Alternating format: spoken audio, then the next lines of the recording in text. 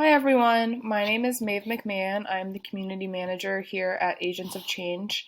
I am a licensed social worker and today I'm going to be conducting this CE on conducting risk and safety assessments. A little bit about me. I am from Chicago, but I currently live in Cleveland, Ohio. I received my master's degree from Case Western University, where I specialized in children, youth, and families. And now I work in a hospital as a pediatric behavioral health social worker. So, in my current position, I specialize in mood disorders. Specifically, I have teen patients. I occasionally will see kids younger than that, but typically, the focus is on 12 to 18-year-olds with a history of suicidal ideation and non-suicidal self-injury disorder. So I conduct a lot of risk and safety assessments on a daily basis in my position, and we will talk a little bit about that and use some examples throughout this CE today. I am passionate about bringing mental health care services to inner city communities in the Cleveland area as well, and making sure that everyone has access to the mental health care that they deserve. So today, a little bit about the agenda, what we're going to go over. We will learn about the prevalence of adolescent depression and why it is important to complete risk and safety assessments. You will see that the prevalence of adolescent depression has drastically increased in the recent years. So as social workers and mental health professionals, it's critical that everyone has an understanding on how to complete a risk and safety assessment. And because of having to know how to complete a risk and safety assessment, you will need to know how to use the tools to evaluate levels of risk in clients with depression. So there's two specific tools that we will get into today. And then following that, we will learn treatment steps to adequately treat patients with depression that are diagnosed following their evaluation. So today's learning objectives, we have 5. The first is identify clients in need of safety and risk assessments. So when a client walks into your office, how do you know that that is a client that needs to be evaluated, needs to have a safety and risk assessment done for their safety? The second is developing an effective safety plan through communication with the clients. So there are some specific tools that we will discuss today in our session about how to best conduct that safety assessment with patients and how to get the most information out of them and communicate with them best in this very vulnerable time. The third is understanding why adolescents and teens are at risk for suicidal behavior or ideation. So there are some risk factors that put teens specifically at risk for suicidal behavior or ideation that might not be as applicable to other demographics. Number 4, utilize the CSSRS in safety and risk assessments. So we will go into exactly what the CSSRS is, but this is an essential tool to use when meeting with any patient who has any kind of self-harm or suicidal ideation behavior. The 5th is identify risk and protective factors the client has for suicide or self-harm.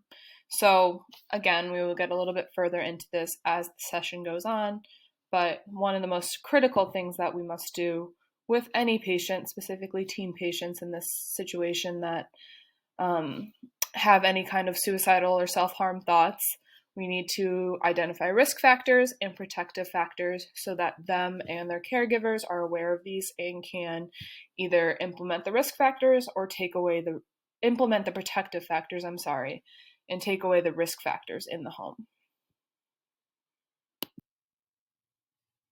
Here is a little bit about the information on my journey with safety and risk assessments. So from 2019 to 2022, I was in my master's program studying children, youth, and families while getting my master's. So when I was in this program, I made sure to take a lot of classes focusing on teens, focusing on adolescents, and focusing on family structures so that I would be able to reach my goal of being able to work with teens and work with teens in these vulnerable situations. So in my time there, I did a lot of work with younger kids, with teenagers and made sure to focus my classes around any information that would help me with high-risk patients. While I was getting my master's, I was also working full-time, and I worked at a nonprofit with homeless and missing teens that were struggling with mood disorders. In this job, I was able to gain a lot of experience on crisis intervention, especially crisis intervention with these teens that were diagnosed with mood disorders. So being able to balance their safety with their mental health while also trying to manage their safety in just day-to-day life of finding somewhere to live, making sure they have food to put on the table, and that kind of thing. So that really gave me a jump start into being able to conduct these risk and safety assessments. Starting in 2022, I started working in the hospital that I'm currently at in the pediatric depression clinic. So, like I said, I primarily work with patients that have mood disorders. And unfortunately, due to the climb in pediatric depression patients recently, most of the patients in the mood disorder diagnosis also have the depression diagnosis. And starting in 2022, I also started working with Agents of Change. And here I've found a lot of joy in supporting students of Agents of Change and also creating learning content for the students of Agents of Change. All of this experience has given me really great insight on how to deal with these stressful situations, and dealing with any kind of safety concern in any kid, in my case it would be teenagers, can be a very stressful situation. So I think that this CE, breaking down exactly how to do it, giving tips for how to make it the most effective experience possible for the client, is going to be very helpful.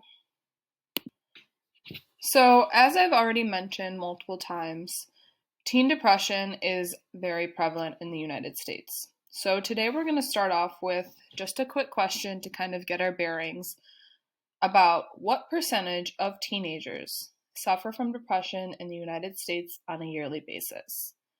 1, 5%, 2, 12%, 3, 17%, or 4, 45%.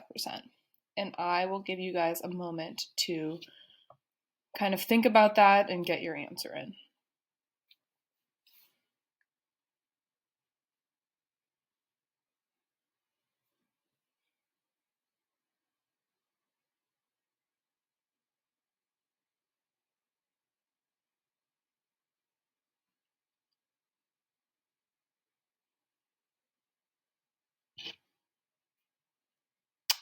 Okay, so the correct answer is 17%. There is an estimated 4.1 million adolescents aged 12 to 17 in the United States that have had at least one major depressive episode. And this number represented 17% of the US population aged 12 to 17.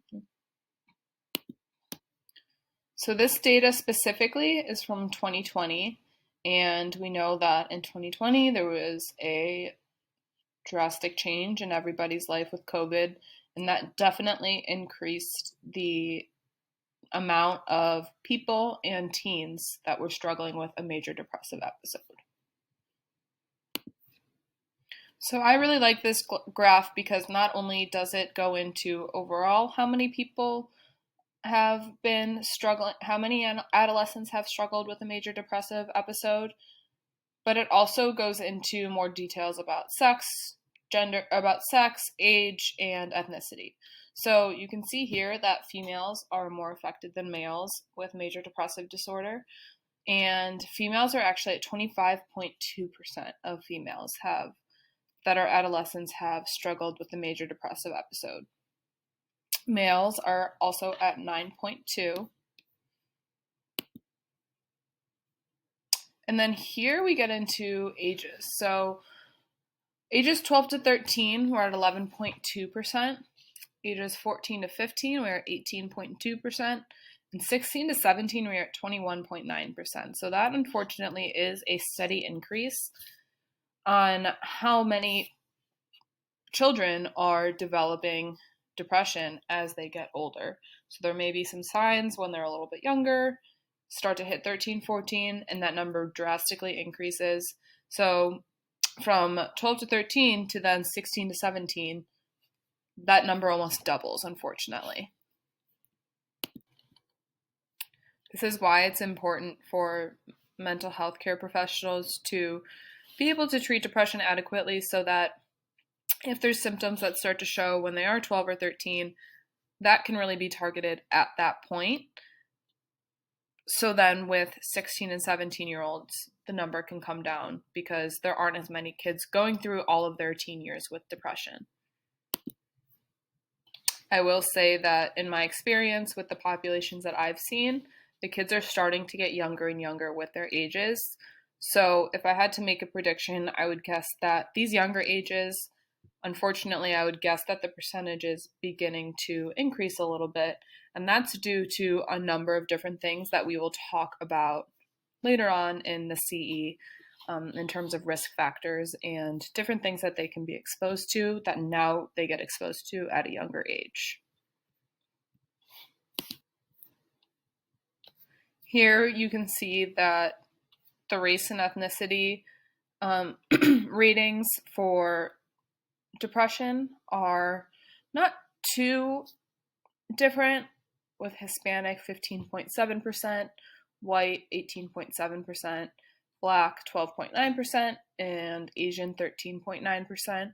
I will say that there can be things that are not taken account in certain studies that give these percentages, such as mental health care is unfortunately not available in some communities as much as other communities.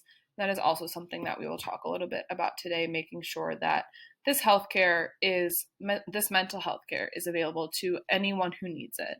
And that is one of the things that I'm very passionate about in my practice as a mental health care professional, as a social worker, making sure that we are acknowledging all communities, all demographics that need any kind of treatment. In my case, it's major depressive disorder, it's suicidal ideation, it's self-harm, and not just making sure that this care is given to people who can afford it or people who have as easy access to it as possible.